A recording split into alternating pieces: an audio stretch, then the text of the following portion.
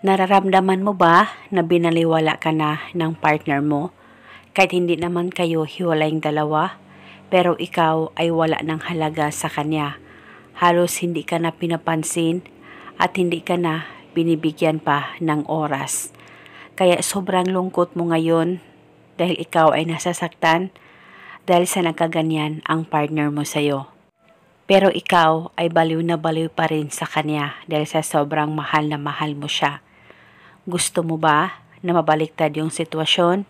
Siya na naman ang mababaliw ng sobra-sobra sa'yo sa pamamagitan lamang nitong ritual na gagawin mo ngayon?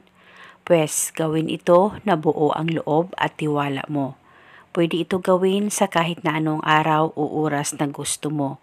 Isa itong gabay at isang paraan para patuloy ang pagmamahalan ninyong dalawa ng partner mo. Ang gagawin mo lamang ay kumuha ka ng papel at panulat, isulat sa papel ang kanyang tunay na pangalan at apelido ng 3 beses. Dapat alam mo ang tunay na pangalan ng partner mo nang sa ganon mapadali po ang talab nito. At pagkatapos, kumuha ka ng isang butil na bawang at isang hiwa ng luya.